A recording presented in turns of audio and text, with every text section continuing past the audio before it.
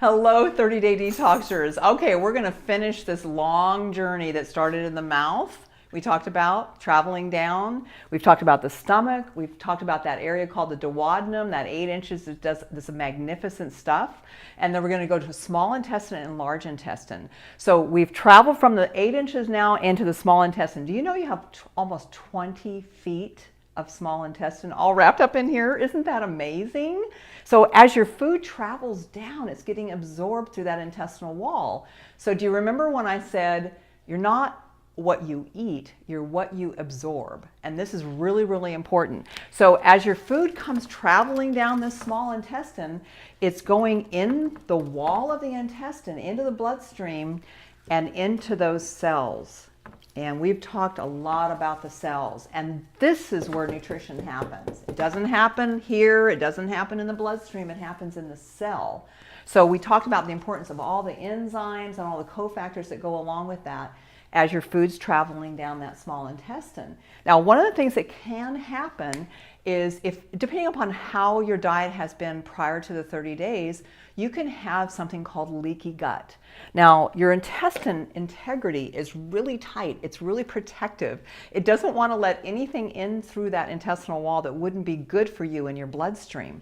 But what happens is when we eat a lot of junk food or processed food, you have these little things in your intestine called villi. I want you to think of this as seaweed, kind of floating in the ocean.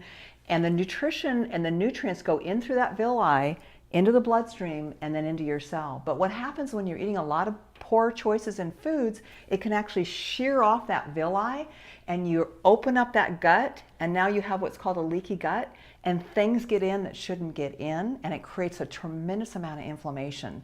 So what you're doing during the 30 days is you're eating a diet that's so nice and clean, it actually starts to heal up the gut. Now, if you still have some issues when you're done with the 30 days, you and I are definitely going to want to connect, but we can help you with that. So as that travels down, it's going to hit the large intestine, and your large intestine is anywhere from 7 to 9 feet long. Is that amazing? We have all this stuffed in here, and we have talked about pooping. And we're going to talk about pooping again because it's really important. So do you remember during the late phase when I talked about liver, how important the liver was when we got to that phase 2? The way to get all those toxins out of the body is through the kidney and the bowel. So we want to keep these bowels moving during the 30 days. And sometimes when we take fruit out, if you've been a fruit person, it'll slow that down a little bit. So you want to make sure your fiber's coming in through those vegetables. Get those vegetables up. Make sure your water is up, because it's really important, because you're going to be dumping a lot of toxins into the bowel during the 30 days. And you want that 8 feet or 9 feet or whatever you got to be moving every single day. All right, so there you have it. We have gone from the mouth to the stomach to the little 8 inches in your duodenum, your small intestine, and your large intestine.